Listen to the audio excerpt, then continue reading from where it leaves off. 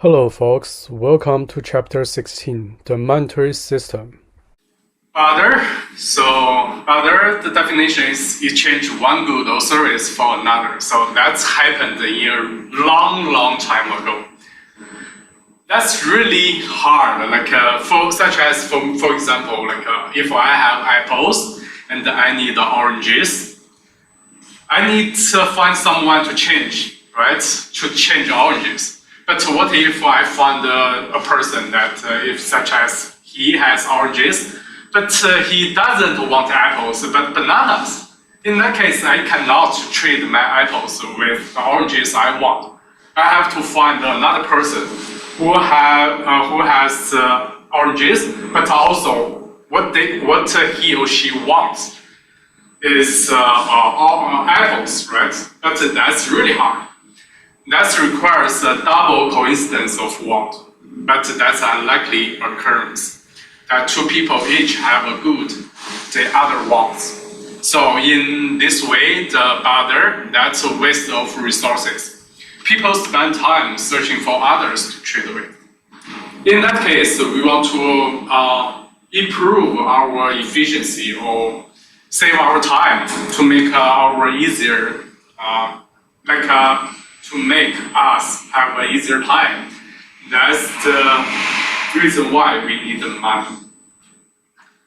The money is the set of assets in an economy that people regularly use to buy goods and services from other people. So we know money, right? But here is important. You should remember that money has three functions. There are medium of exchange, unit of account, store of value. We have learned the medium of exchange and the store of value in bank part, right? Because banks also has these two roles. The definition of medium of exchange: item that buyers give to sellers when they want to purchase goods and services. So here, which means you need to use money to buy stuff. Use money, buy stuff. Money, that's the medium of exchange. The second is the unit of account, the yardstick people use to post the prices and record the debts. So the price should be measured in some unit, right? Such as in the United States, we use dollars to measure, to measure the unit. So you can imagine that, such as in the United States, different people or different stores use different currencies, like dollars, Chinese yuan, or Europe Union, whatever. Use different money, then which means that's really hard for us to trade. So in this way, the money should have a unit of account. In one area, you should use the same unit. Here is dollars. 3. A store of value, item that people can use to transfer purchasing power from the present to the future. So that means the money holds its value over time, which means you can transfer your purchasing power. You can use your money to buy stuff today, but if you do not run out of all of your money, you do not need to worry about, because you can still use them tomorrow in the future. That doesn't matter. So that's the store of value. So you need to know how to distinguish these three functions. Store of value, transfer purchasing power from the present to the future, which means holding money on non-monetary assets. So what is non-monetary assets? It includes stocks and bonds. Those two are non-monetary assets here. And the wealth, the total of all store of value, including both money and the non-monetary assets. Liquidity, the easy here. Easy is important since I market it, right? With which an asset can be converted into the economy's medium of exchange. Remember, that's one function of money, the minimum exchange, which means you can use it to buy the stuff. So here, you have different levels of liquidity. So for example, the money is the liquid asset because you can use money directly to buy the stuff. You can use US dollars to buy some stuff, and the other people would really happy to accept it. So which means money is the liquid asset. But for the non-monetary asset, stocks and bonds, that's the relatively liquid asset. The reason why is you cannot use stocks or bonds to buy stock directly. You have to sell them first. But since it's the relatively liquid asset, it's because you can sell them immediately, really easy. Any minute you can sell them with the market price. So you can use them exchange for money really fast, and you can almost use them to buy stuff really quick. So that's the definition of relatively liquid asset. And what is less liquid asset is the house. And again, it's really easy to understand, right? You cannot sell house easily like stocks or bonds. If I want money, I can sell stocks immediately and receive money. But if I want money, I cannot sell house immediately. Maybe take me like a couple of weeks or even years to sell a house. It depends on what the price I set, right? So the money is the liquid asset. The stock and bonds are relatively liquid asset, and the house is less liquid asset. The kinds of money: monetary money, money that takes the form of commodity with intrinsic values, which means some money here. When we talk about money, it not means like the US dollars. Because if something have that three functions, all of them are the money, right?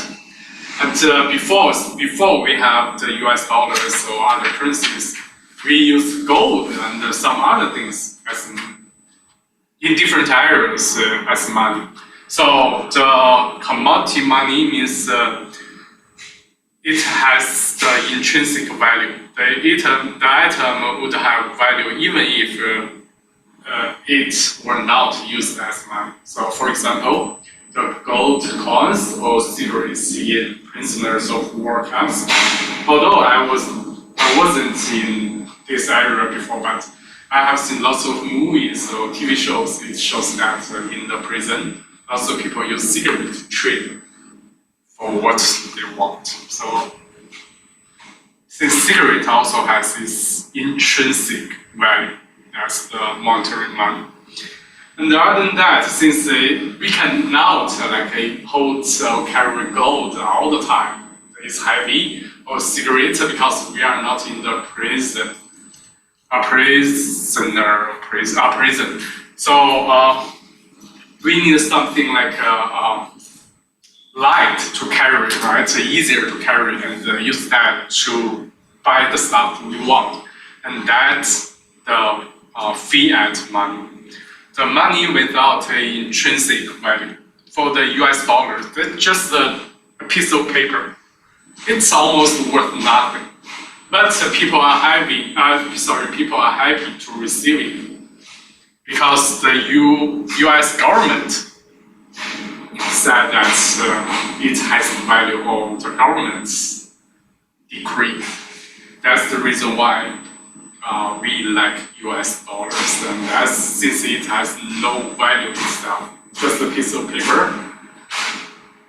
But we can still use it to buy stuff. That's the fiat money.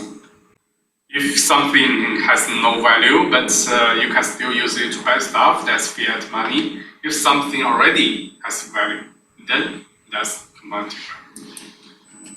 Usually for fiat money, just the currency. So money in the US economy, money is stock, the quantity of money circulating in the economy.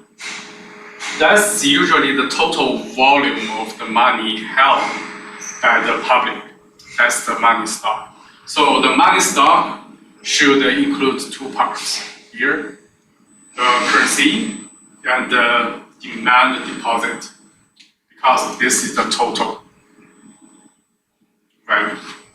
So the currency is the paper bills, the coins in the hand of the non-bank public. The currency means everything in your hand, not in the bank, in your hand, no matter it's in your home, in your books, or whatever. If just in your area, then that's the currency. The balance in the bank accounts that the depositors can access on demand by writing a check. If the bills or whatever, the money in the bank part is the demand deposit, right? Since so that's easier to distinguish. Money, the money stock, that's the total volume, includes two parts. One part is in your hand. You can use it anytime. The other part in the bank. So you have to write a check or something, or withdraw your money first and then to spend it. So that includes two parts. The next part is the money stock. Again, money stock includes the currency and the deposit. And we have the definition for M1 and M2. For M1 includes here currency, demand deposit, traveler's checks, and the other checkable deposit. Currencies, which you can use directly, right, in your hand. Demand deposit, like last slide, is something like check, which again is you can use it immediately. The traveler's check, the same, you can use that immediately. And the other checkable deposit, I don't think that matters. I checked online, it includes like a negotiable order of withdrawal accounts or parts of automatic transfer service, but it doesn't matter. In this course, in your questions, no matter assignment or test, if it's checkable deposit, the question will tell you. You do not need to remember those two terms. But you need to remember that currency, demand deposit, and traveler checks. When you can use it immediately, you do not need to wait. Then that includes in M1. For M2, first of all, it should include M1, right? When I asked you what's the quantity of M2, you should always include M1. But except M1, you should also plus the saving deposit. This, you need some time to get the money you want. The small time deposits, still, you cannot use it immediately. Need some time to withdraw it. Money market mutual funds, still you need time, and a few minor categories. Again, a few minor categories is the same as a checkable deposit, so you do not need to remember some many categories. If in the question, it will tell you. All right. So all you need to remember is for M1, that's the money or whatever. You can use it immediately. You do not need to wait. But for M1, you should have M1 first, but also plus the money you can use, but you need some short period of time. So for the saving, the small time, and the money market mutual fund, you need to wait a little bit longer, but not too long. So that's M2. The distinction between M1 and M2 will often not matter when we talk about money. Although it's not matter for the money supply, but you still need to know how to distinguish M1 and M2. All right, that's what this chapter you need to remember. Calculate this first, the example question. Since I already tell you that M1 includes this part and M2 includes that part as well, and I gave you some categories here. So you should divide what categories belong to currency, demand deposit, or saving deposit, or something else. Let's see how to calculate it together. since I already listed M1 and M2, all the elements there, right? So M1 equals to the currency, and plus demand deposit, traveler checks, and others. Again, if something belongs to others, the question will tell you. Let's see the question here. $150 kept in coffee cans, which means in your hand, right? Something in your hand, that's currency. So 150 is the currency here. 300 in saving account, which means you cannot use it or withdraw it immediately. So that should include in M2 instead of M1. So that's 300 here, the saving deposit. And this one is a little bit tricky, like 200 in credit card limits. You can use that amount of money, but you should repay it immediately, which means it's kind of like if you spend the 200 credit card limits, you need to use your currency to repay it, right? And at the same time, you cannot withdraw that 200 credit card limit. You cannot withdraw and use that amount of money to save to do other stuff. So in that case, that $100 in credit card limits, that doesn't belong to any part. Just because that's not the currency, that's not the money you can use for whatever you want, like savings. You cannot save this $200. So this one should not include or belong to any part. The $20 in traveler's check, which you can use immediately. So here, M1. The 350 checking account, that's still the same 350 checking account. So the 400 money market mutual fund, right? That's the definition of M2. So that should belong to this part. After we set different elements into different equations, we can find out that M1 equal to 520, and M2, again, M2 except this part, like saving deposits, multi deposit, money market, mutual funds, and a few minor categories. You should always remember to add or plus M1 here. Because some students, it's easier to forget that part. So you should plus M1 first, that's 520 plus different elements in M2. That's 1,220. Okay, that's the money part. And next part is really important to increase money or supply money is the Federal Reserve. So first of all, it's the central bank, an institution designed to oversee the banking system and regulate the quantity of money in the economy. So which means usually central bank has two functions. One is oversee the banking system, and the other function is regulate the quantity of money, regulate the money supply in the economy.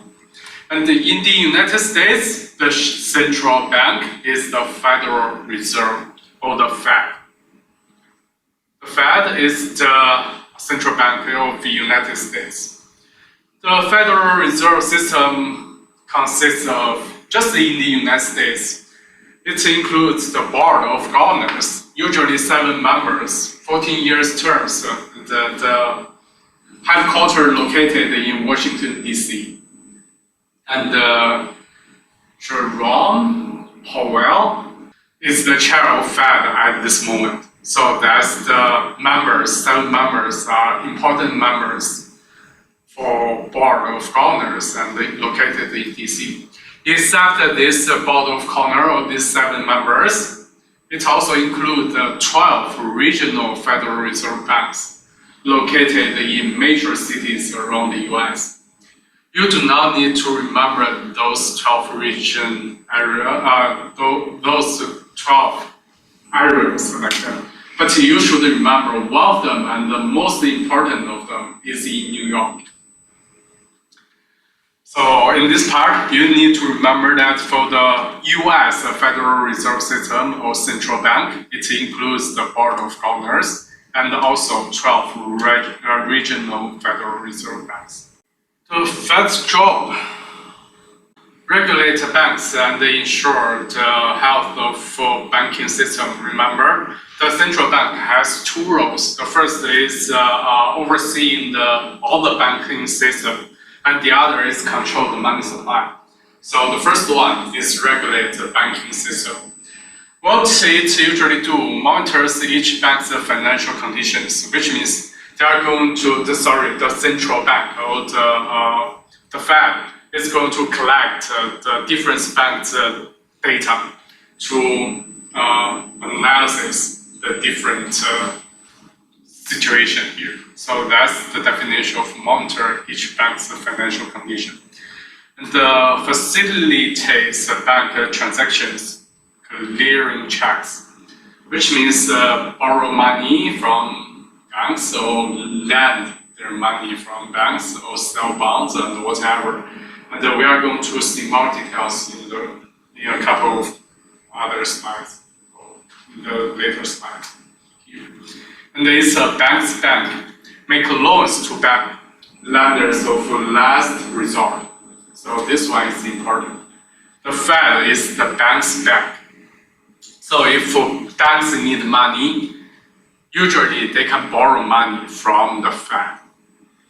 That's the other bank's bank. If you think you are the consumer, you do all the transactions or operations with the bank, and to the banks, imagine them as consumers, and they also need a bank, which is the Fed. And that's the last resort. Alright. The monetary policy by the Federal Open Market Committee that's control the money supply here. Federal Open Market Committee here is control the money supply. Quantity of money available in the economy. That's the second role for the Fed. So all central banks. The Federal Open Market Committee, or short form, is FOMC. Federal Open Market Committee, all 7 members of the Board of Governors. Remember, the Board of Governors, including 7 members, that's the main part of the Fed. But it also includes 12 regional bank systems. But when we talk about committee, it's a group of members there. And except these 7 members, the other 12 are the regional bank presidents, the biggest boss in those 12 regional banking systems. 7 plus 12, that's the whole member of the Federal Open Market Committee. All 12 regional presidents attend each the Federal Open Market Committee meeting, but only 5 get to vote. So only 5 of these 12 regional bank presidents have the right to vote. And remember, in that 12 regional banking system or whatever, I said that all you need to remember is the New York. The most important regional central bank is in the New York, except in the DC. And in this one, because every time when they need to vote, there are only 5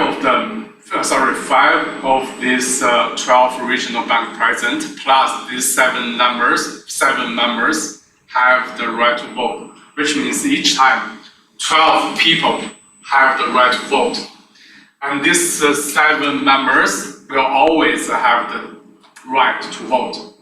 And for the other 5, the most important one is the New York, which means the president of the New York bank system will always have the right to vote. And which also means 8 members, these 7 members plus the president in New York, these 8 members will always have right to vote in this committee.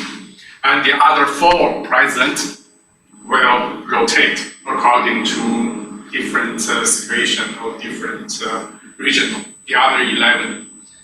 Every time, the different committee are going to choose 4 presidents out of the other 11 regional bank presidents. All right. The next part is the open market operations, OMO. So here, buy US government bonds to increase the money supply. So here, all you need to remember is the Fed want to increase the money supply. They need to buy the government bonds. Why? Like the lenders and the borrowers. Increase the money supply, which means to increase the currency, the money in the society, in the economy. And how the Fed can increase the money? The US government, the Fed need to buy. Buy means get the bonds and pay the money.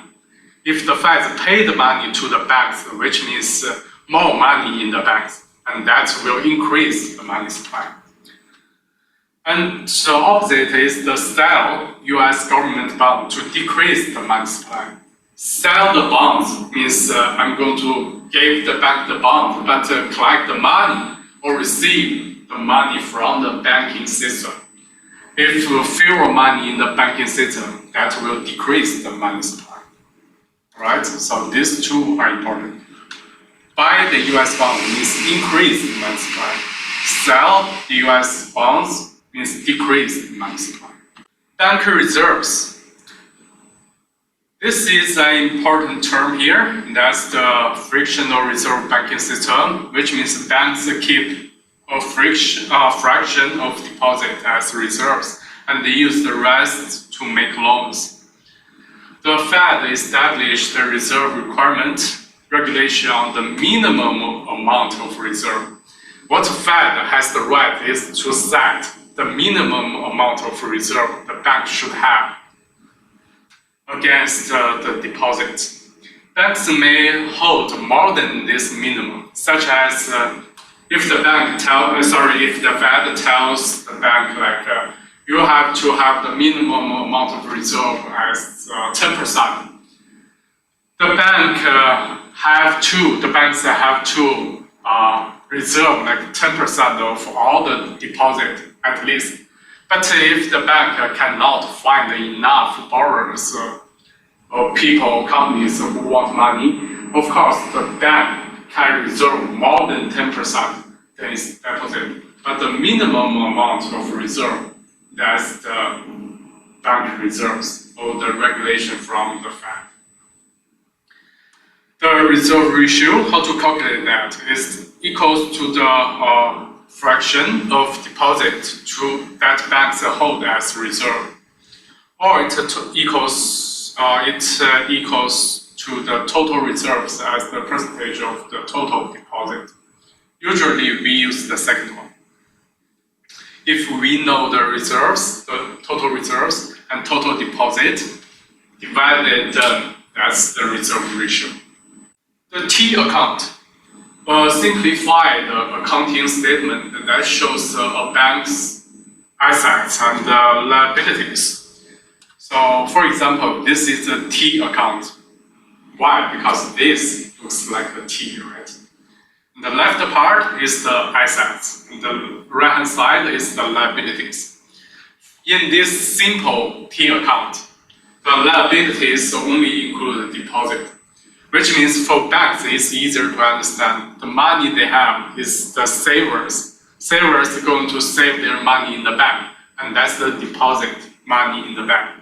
And that's the bank can use this amount of money to loan or to lend to others, right? So that's the liability. And for assets, including reserves and loans. Reserves, since the money received some money from savers, and the banks have to use this money to earn more profit. Otherwise, they are going to face some loss, right? Face some loss. And how to get profit is to have loans, to lend their money to the firms or to households who want to buy a new house or something like that. But again, because of the Fed has the requirement, the regulation on the minimum amount of reserves, which means the bank cannot lend all of its deposit or all of its asset to others, have to reserve some amount of money. So that's the reserve. So that's those two parts. are the assets here. That's the T account. So bank's liability include the deposits, and the assets include the loans and the reserves. Notice that R, that's the reserve ratio, equals to the reserve divided by the deposit. 10 divided by 100. That's 10%. Remember, equals to the total reserves as the percentage of total deposit. So that's the R ratio here. In this case, 10 divided by 100, that's 10%. Let's do this example question together. Suppose there are $1,000 of currency is in circulation in the economy. To determine bank's impact on money supply, we calculate the money supply in 3 different cases. The first, if there is no banking system, what will happen? If no banks, which means this 1,000 of currency, just a currency in people's hand, right? Because the money stock includes the currency and the demand deposit. So if there is no bank, which means all the money will be currency. So in this case, the public holds $1,000 as currency. Then the money supply, just the $1,000. What if for B, 100% reserve banking system, banks hold 100% of deposit as reserve, make no loans, which means the bank are going to collect all the money in the society as deposit. But all of this deposit they are going to reserve. They have no right to lend any amount to other savers. In that case, the money supply equals to currency plus deposit. Since all the money in the bank system, no people hold any amount of currency. In that case, the money supply is still $1,000. In a 100% reserve banking system, banks do not affect the size of money supply. The banks could only affect the money supply when there is a fraction reserve banking system. And that's C. Only when the bank can lend their money to others, have some loans, and then the money supply will increase. The bank will create some money. And how to do that and why, we are going to see the question C. Fractional reserve banking system, such as R equals to 20%. Let's draw T bank, such as the first is for the T bank. Remember, this part is the asset, and the right side is liabilities. For liabilities, it include deposit. For assets, it includes the reserves, and also the loans. If the bank wants to earn some profit, it has to lend its money to others to get profit. And in this case, the deposit is just $1,000. That's the whole or total currency in the circulation. And what if the reserve of the banking system is 20%? How to calculate the reserve ratio? Use the reserve, the amount of reserve divided by the deposit, right? So reserve divided by deposit equals 20%. And we know that deposit is 1,000. What's the reserve here? Use the easier calculation. $1,000 times 20%, that's $200. Again, such as for the banks, when it receives all the deposit from savers, except use some amount as a reserve, they need to lend all the others to get some revenues, which means reserve plus loans should equal to the deposit. So their loans should equal to 1,000 minus 200. The reserve, that's $800. So that's the T bank we can have here, according to C.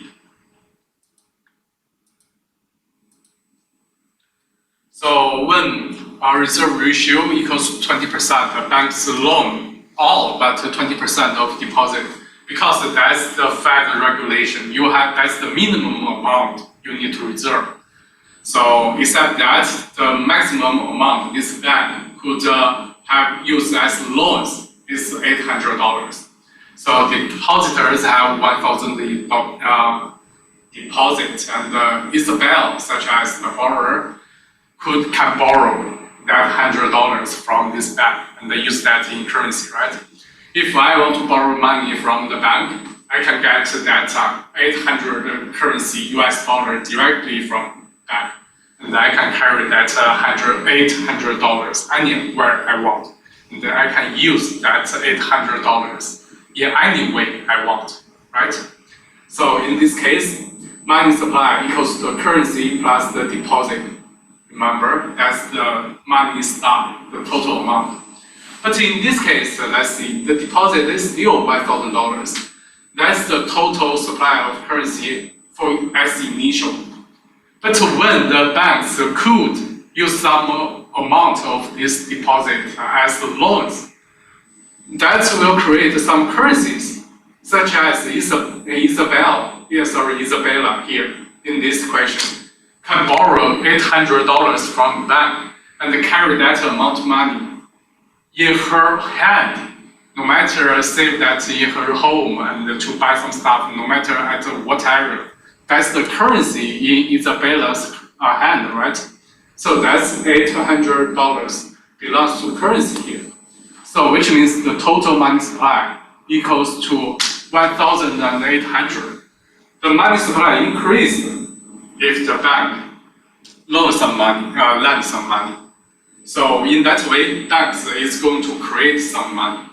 That's one function or one role of the bank. It can create some money supply. How did the money supply suddenly grow? When banks make loans, they create money. Isabella, the borrowers, get 800 in currency.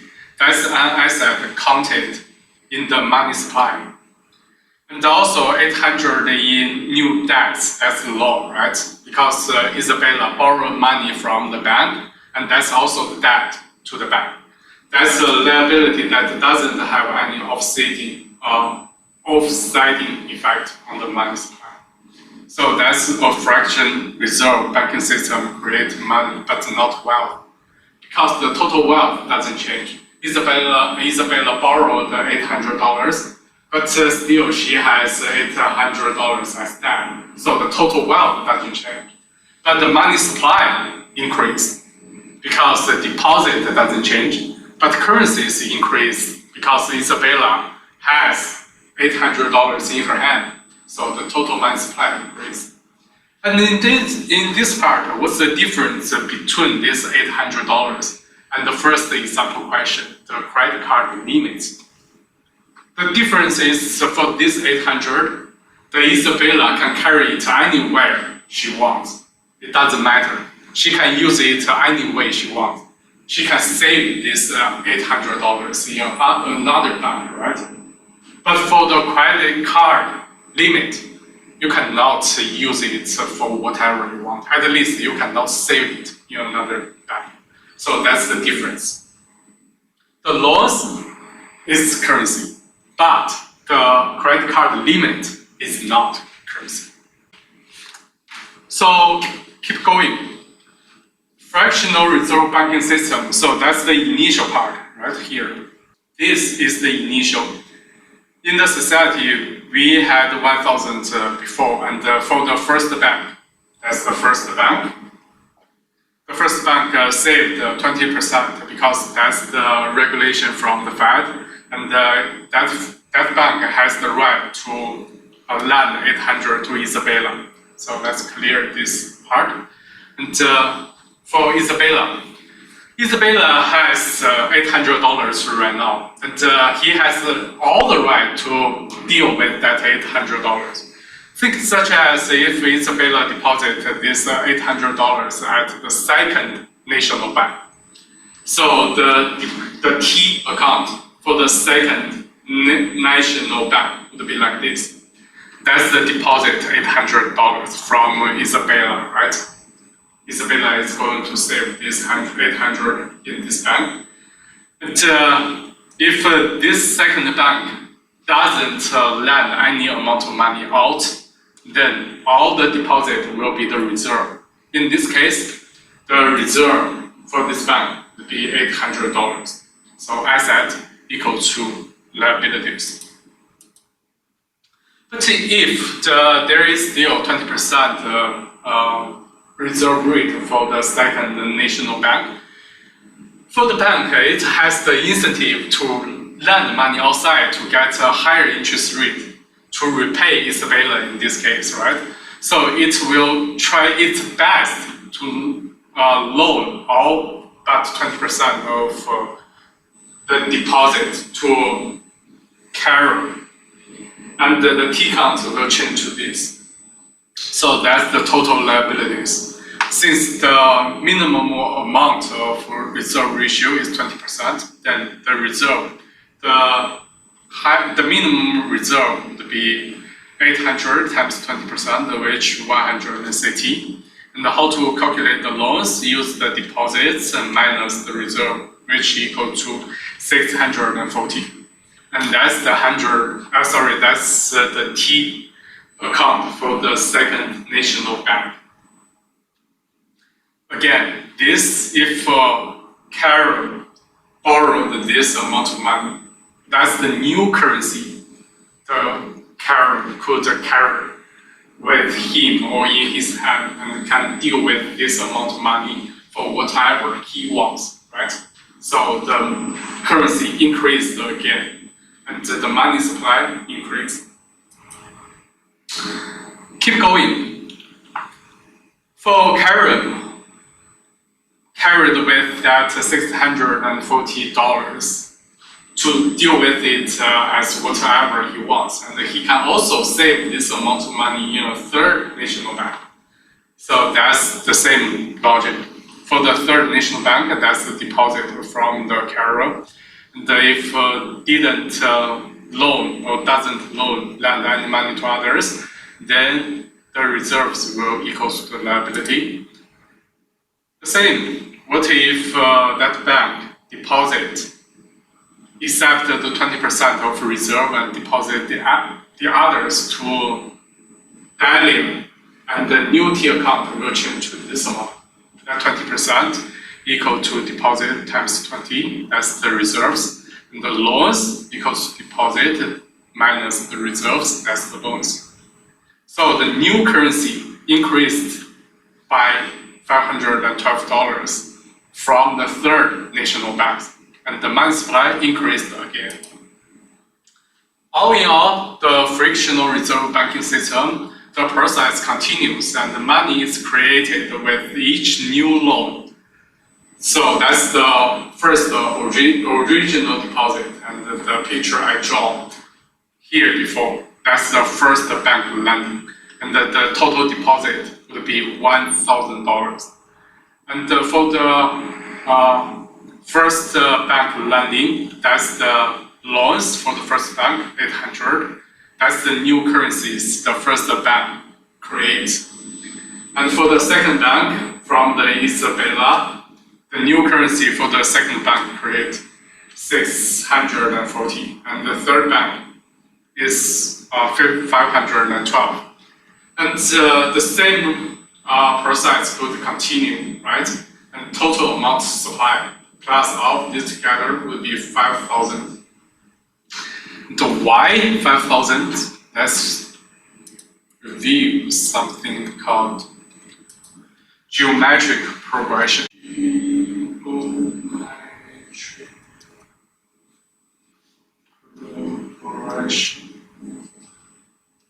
So definition is like this: x1 equals to a, x2 equals to a times q, x3 equals to a times q squared, and up until to the xn equals to a times qn minus 1. That's the geometric progression, right? How to calculate the sum of all of these items or elements, that's the S sub n equals to A times 1 minus Q to the nth power 1 minus Q. That's how you calculate the geometrical progression. So in our example question, x1, that's the initial deposit or currencies in the economy, that's 1,000. And after the first bank reserve 20% of this 1,000 and lend 80% of them, that's the new currencies the first bank creates, right?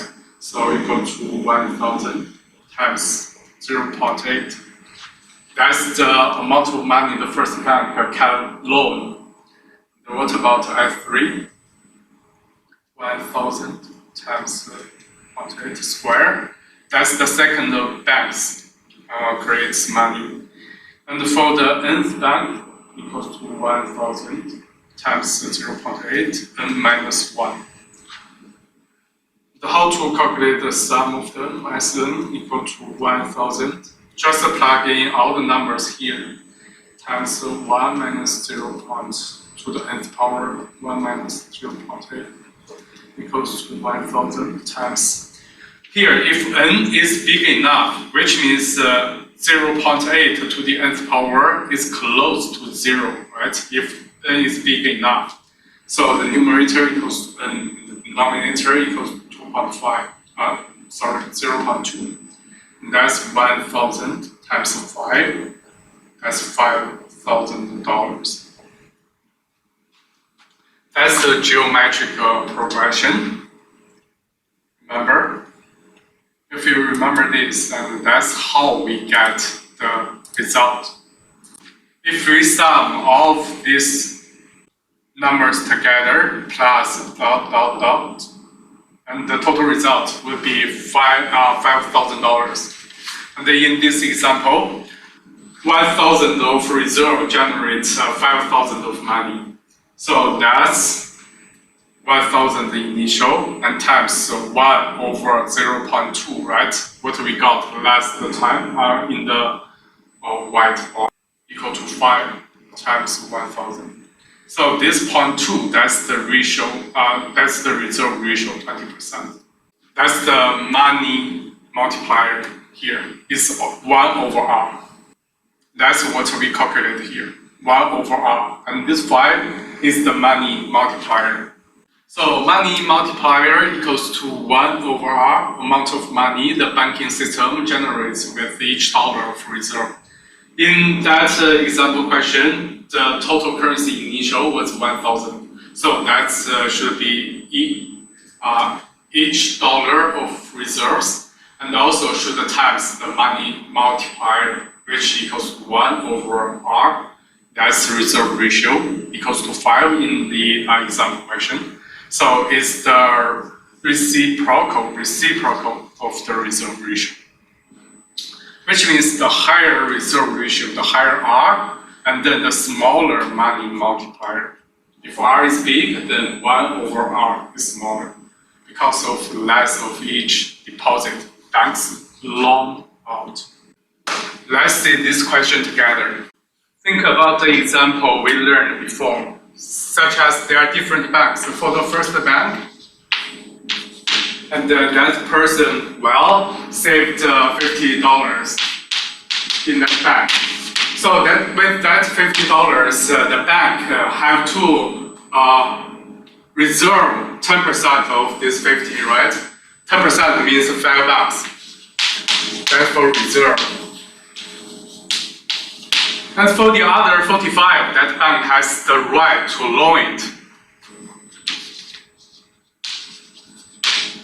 Which means that bank has the right to loan another $45 to another person. And another person with that money, that amount of money, could save it in another bank. Another bank gets $45 and reserve 10%, which means $4.5. That's by the law. And could loan to another person with $40.5 and so on and so forth, right? So which means how much money the banks could create. The banks create money by having loans, right? Because that's the initial amount of money that's saved to the bank in the bank, and the loans is the banks using this amount of money to create more amount of money. So if we sum up this, that number will equals to the initial amount of money, $50 times the money multiplier. Money multiplier is 1 over R. And in this example is 1 divided by 10%. Which means the total amount of money that $50 could create is $500. But this $500 is not the maximum amount that the money supply could increase. Because we have initial amount which was $50. So the increased amount should equals to $500, which is the total money supply by this 50. But minus the initial amount of money, because that $50 was in this economy before, not the new money. So minus 50, which means equal to, and this is the answer for part A. Alright, so it's not 50. The maximum you should times the money multiplier. So this is the answer for part A. The max increase in money supply equals to $450.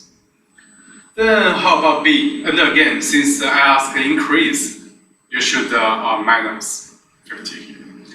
What about B? What's the minimum amount the money supply could increase?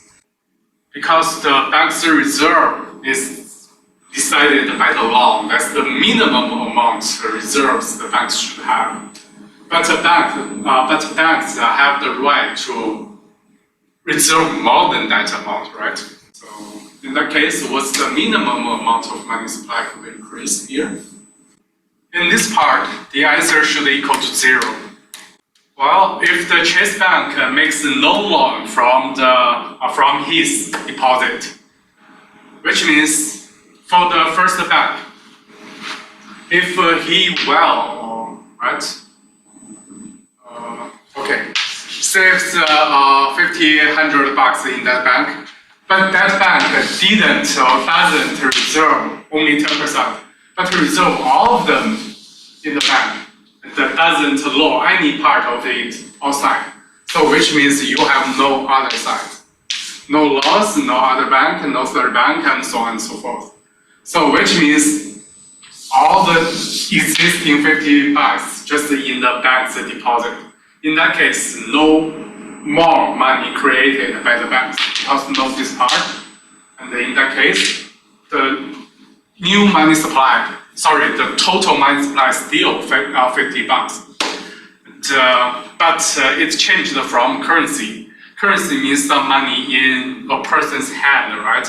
Just changed from high camps, whatever, I don't know how to read it, from his hand, but to the deposit, to the bank's part, which means there is no new money created. And in this way, the answer should be equal to 0. Everything are the same, right? For this question here on the blackboard, but the only difference is the reserve ratio here, changed from 10% to 5%. So if this one 1 over R is equal to 1 from to 5% is 0.05, and this money multiplier equals to 20 instead of 10 before. But the initial amount of money doesn't change. So 50 times the new money multiplier, that's equal to $1,000. But again, when I ask you the increase amount, you should always minus $50. And the result is $950 here for the first one. And the second one is the same. the bank, no matter what the law tells you, the law just tell you the minimum amount, the money you need to reserve, but you can reserve more than that, such as if the banks reserve 100% of the money that person saved in that bank, which means the same answer as B, 0, nothing will change. If banks keep all deposit in reserve, the change in the money supply is still $0, regardless of R, because this R is the minimum amount the banks should reserve. Next part is a more realistic balance sheet. Before we learn the balance sheet, right, is the T account. What's T account? Looks like, well, usually it's just like T, right? So the left part is asset. And the right hand side is liability. The basic T account for the asset, it includes two parts. Over there is reserves and loans.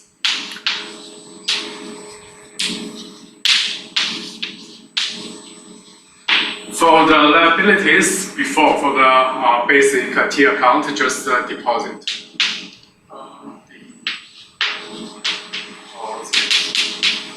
Then this is the T account we learned before. But that's not a realistic balance sheet. For the realistic balance sheet, for the asset part, which means the left-hand side, except the reserves and the loans, we also have securities. What that means? It means at first the bank has some money it can deal with, right? If there is not enough borrowers to borrow money from bank, but the bank still need to pay some interest to the savers, right? So the bank, of course, want to use that money to make as many interest as possible or revenues as possible. If there is not enough borrowers or loaners, the banks could use this amount of money to buy some stocks and bonds, right? To save it as well as the normal householders. So that's a third part of asset for the realistic balance sheet. And for liabilities, again, except the deposit, the banks could also collect money from the debt and the equity. Bank's capital is the equity, right? It's the owner's equity. It's the sources a bank obtains by issuing equity to its owners. So this one, it could be when bank created, when the bank is created, some owners have to have some initial money to create that bank, right? So that belongs to the owner's equity. Or if the bank sells its shares or stocks to others, which also means other people who buy this bank's share, also they are part of owners. They are still owners. So this amount of money also is the bank's capital. So that's the owner's equity here. And the resources a bank obtained by issuing, that's it. Also, for the bank capital equals bank asset minus bank liabilities. For this part, this comes from the textbook, but according to the T account, or more realistic, the liabilities should equal to the assets, right? So bank capital equals to the bank's asset minus the bank liabilities. It should equal to 0. And the true equation should be the asset or liability minus the deposit and then minus the debt here. That should equals to the owner equity. Then maybe I think it depends on the definition of liability or something, but you should know how to get or how to find out the owner's equity. it should be the all asset, no matter asset or liability, but minus the deposit and also the debt. When we talk about debt, how the banks get money from the debt, or the bank borrow money, like could borrow in some ways. Like first of all, the bank could borrow money from the Fed, right? If there are enough or too many borrowers or loaners want to borrow money from the bank, and the bank doesn't have enough money or deposit to loan them, and the bank could borrow money from the Fed or borrow money from other banks.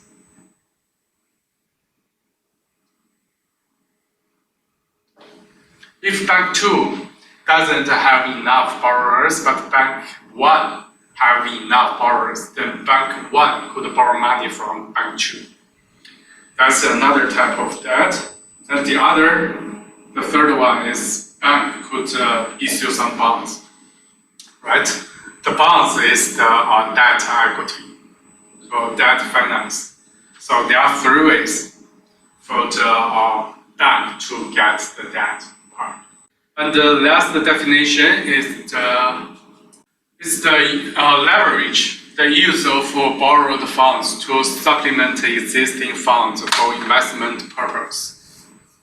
Usually when we calculate the leverage ratio is equal to the liability. Remember, the liability equals to asset, which means the total amount of money, and divided by the capital, the bank capital or the owner's equity. The bank's owner's money, the whole asset divided by the bank's owner's equity, that's the leverage ratio. Let's see the more realistic balance sheet here. So this one is the more realistic national bank balance sheet. So you can compare this with the basic key account on the blackboard. So for asset, we include another one is the securities, which means the banks could use that amount of money to buy some stocks, buy some other bonds, like the federal bonds or something, the government's bonds.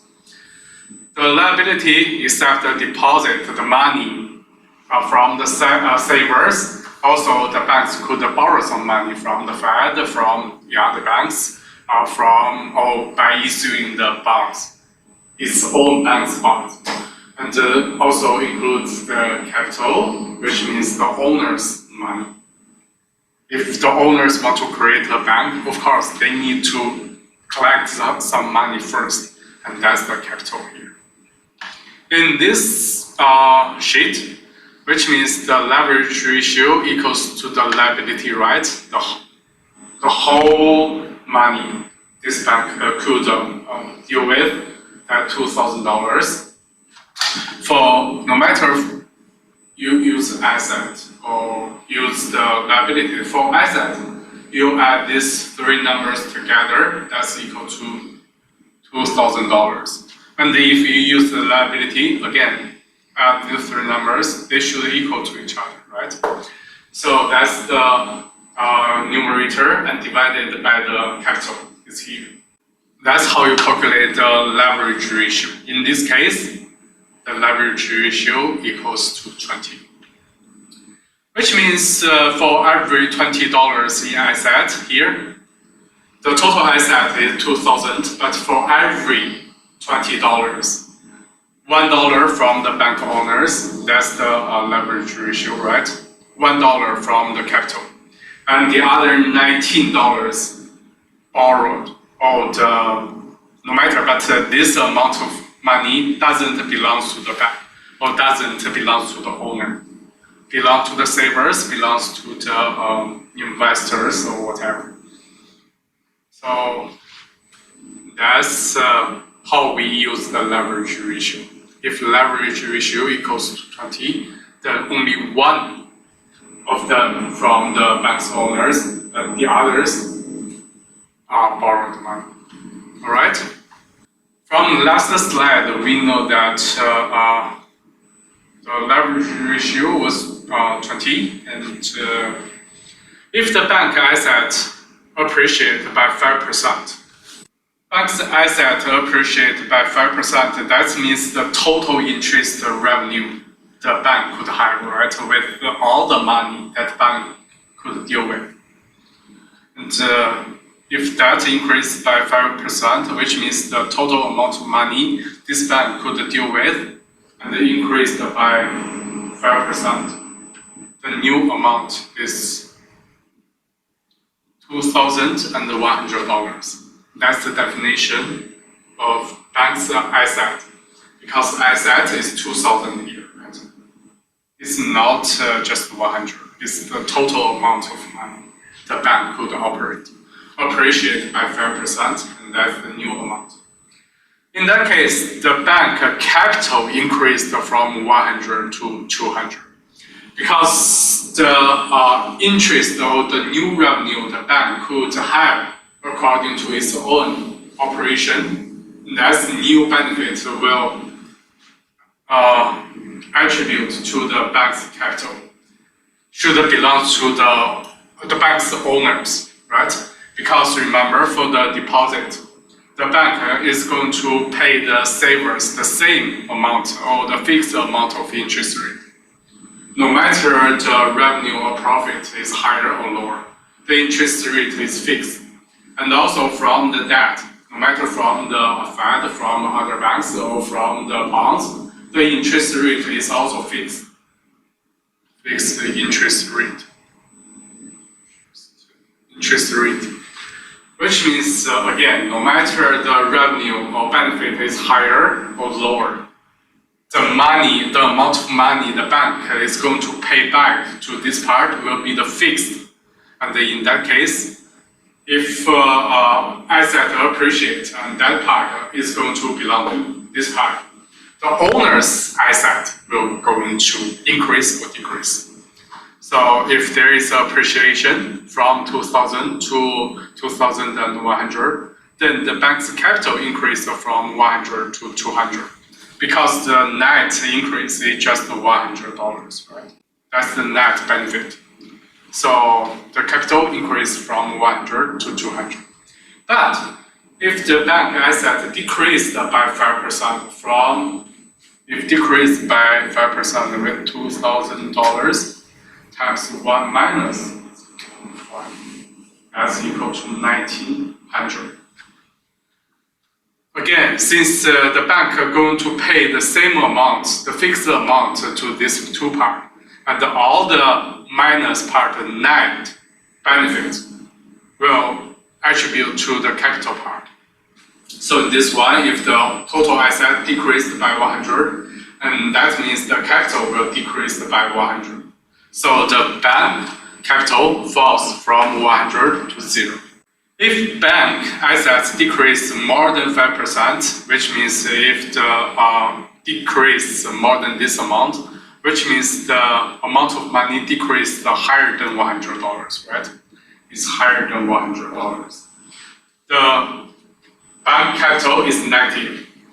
Original, the bank has $100 from owners, and if the bank maybe operate something wrong and have some loss, which is higher than $100, higher than that, and then the bank capital should minus the amount, which is bigger than 100, and the result for the new capital would be a negative number. So the bank capital is negative and the bank is insolvent. So that's how you should understand this line. All in all, if the bank's asset increase, then all the amount increase belongs to the capital. If the banks decrease some asset, then all the loss should also belong to the capital. Because these two parts, they are fixed amount of interest rate. And if the assets, just in this case, if the asset decreased by more than 5%, then this bank maybe will go broke. Just because of the leverage rate, the bank could have different capital amount or risk tolerance, right? So that's another That's another regulation. The capital requirement from the Fed, right? The government regulation that specify a minimum amount of capital. Last time we learned that the bank's reserve, that's the minimum amount of reserves that the bank must hold. And for the capital requirement, still that's the minimum amount. But the capital the owner should have. The aim for that is intended to ensure banks will be able to pay off depositors and debts. If the bank doesn't operate well, they are going to face some loss. But they still need to have some money to pay back to the debtors or the savers. That amount of interest doesn't change, no matter if the bank operates well or bad. So the bank have to pay that amount. So if the government wants a bank have the ability to pay that, the bank is going to require the government is going to require the bank have a higher rate of the capital or higher amount of capital. For financial crisis during 2008 and 2009, banks find themselves with too little capital to satisfy capital requirements. In that case, some banks had trouble, and that was the credit crunch. The shortage of capital induced the banks to reduce lendings. Remember, we learned this definition in chapters 13. Only because the leverage ratio, remember, that's equals to the liability divided by the capital. Only when this is higher, which means the capital requirement or the capital is smaller. This means capital or owner equity is small. The leverage ratio is high, and that's a higher risk for the bank. The Fed's tools of monetary control. That's what we learned, the fractional reserve banking. So banks create money, right? Just like the example question we learned before. And the Fed control the money supply is indirect. The Fed is going to set the minimum amount of reserve for the banks. And then according to that, banks could create money, use the deposit times the money multiplier. That's the money supply. But the Fed can control the money supply or monetary policy indirectly from this part. And the Fed can change the money supply by changing quantity of reserves and changing the reserve ratio. So the same, but indirectly. Except that, the Fed can also influence the money supply by others, like the open market operation. Again, like the beginning of this class, I wrote something on the blackboard. That's what Fed could do in the open market operation. If the Fed wants to increase the bank reserves or the money supply, then the Fed is going to buy the government bonds, right? If buy means the Fed is going to use money, and the money will transfer from the Fed to the bank. If more money in the bank, more reserves, and more money supply. If the Fed wants to decrease the money supply, the Fed should sell the government bonds to the public or to the banks. And in that way, banks are going to pay the money. Fewer money in the bank, and the fewer money for reserve, the fewer money supplier, and the less money supply. Fed lending to the banks, remember the debt. For the liability part, one element in liability in the realistic T account is the debt. The bank could borrow money from the Fed or from other banks, right?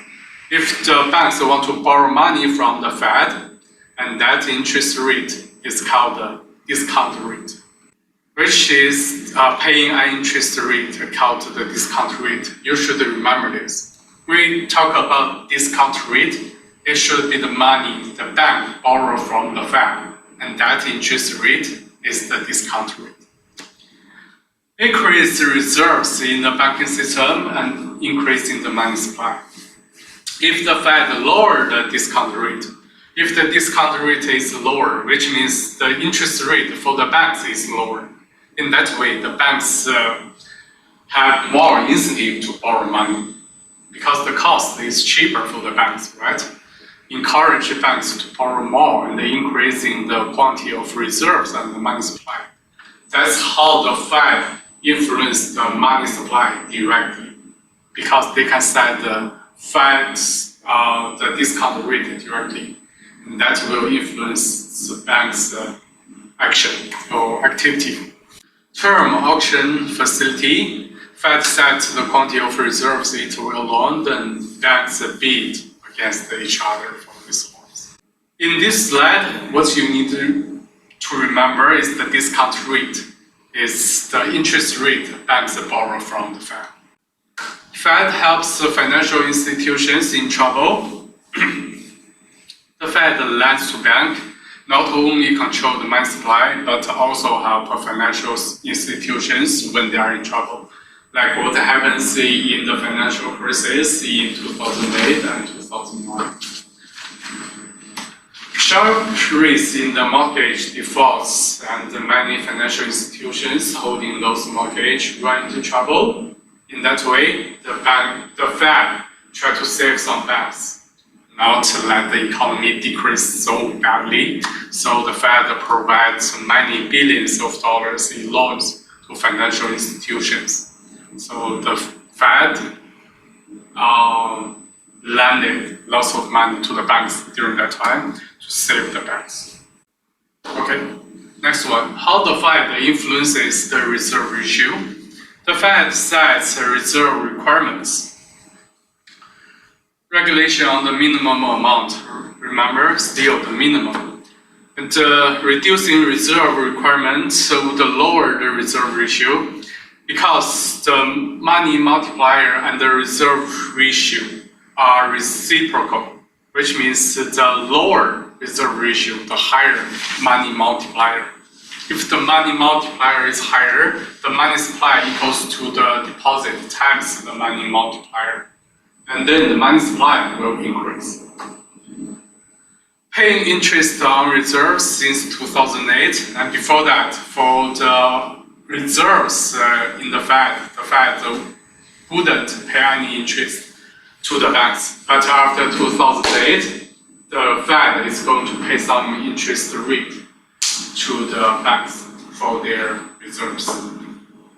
Raising this interest rate would increase the reserve ratio because if the Fed is going to pay more interest to the banks, and of course the banks have more incentive to save reserves in the Fed, and in that way, it will lower the money multiplier, lower the money supply. Fewer money in the bank part, which means the fewer money supply outside in the economy. Problems in controlling the money supply. The Fed doesn't control the amount of money that household choose to hold as the deposit in the bank, because the Fed cannot control householders, right? Households such as I. If I want to hold 100 bucks in my pocket, then nobody can influence me or change my idea or something like that. The more money household deposit, the more reserves the bank have, and the more money the banking system can create. Remember, the money supply equals to the deposit times the money multiplier. If more deposit, more money in the bank, and then more money in the banking system could create. The amount that the bankers choose to lend. When money is deposited in the bank, it creates more money only when the bank loans it out. Remember the example question? The minimum amount of money the bank could increase or create is 0. if the bank doesn't loan any amount of money out, then there is no new money could create by the bank. But the Fed can monitor the data on deposits and reserves from the banks to retain fairly prices control over the money supply. Because the Fed is going to monitor the data on deposit and reserves from the bank almost every week or every month, the banks should collect the data and submit it to the Fed. The Fed could, according to this data, do some analysis and to set their money supply, to set their discount rate, to set the reserve ratio, and something like that, to control the money supply according to the data. Although cannot control the household and the bank's behavior, but could collect the data to change its own behavior. The federal funds rate, you should distinguish this one with the discount rate. The discount rate is the interest rate the banks want to borrow from the Fed, but the federal funds rate is the interest rate at which banks make overnight loans to other banks, all right? So there are two different rates. You should remember this. The lenders has excess reserves and the borrower needs reserves. For example, Bank 1 has more borrowers, but fewer fewer deposit. But Bank 2 has more deposit, but fewer borrowers. And then in that way, Bank 1 could borrow money from Bank 2 to earn more profit for both banks. Decisions by FOMC, that's a Federal Open Market Committee, to change the target for the federal funds rate, also decision to change the money supply. A decrease in the target for federal funds rate means an expansion in the money supply. This is the same as the discount rate, right? If the interest rate, no matter from the Fed or from other banks, if the interest rate is lower, then the banks have more incentive to borrow money from other side, and that will increase the money supply. So means an expansion in the money supply. Then this table, this picture is the Fed funds rate and the other rates. You can see they almost move with the same pace, right?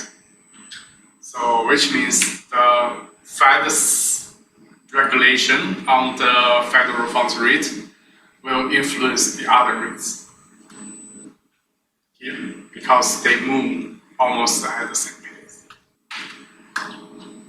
Okay, the last part is if the Fed want to raise the federal funds rate, what the Fed could do is the Fed could sell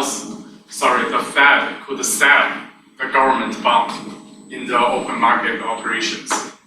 If the Fed sells bonds, this will remove. Remember, if the Fed want to sell the bond, which means the banks are going to use their money to buy the bonds. And in that way, the Fed is going to collect the money from the bank. Fewer money in the bank, that means removes the reserves from banking system and reduce money supply of the federal funds, reduce the supply of federal funds. In that case, the supply curve is going to shift to the left-hand side. This is the federal fund market. Fewer money, fewer supply in the market, and then the interest rate is going to increase. That's how the Fed is going to do when it wants to raise the funds rate. Just decrease the money in the market. How to decrease the money in the market? How to decrease the supply of money to sell the bonds, to collect the money from.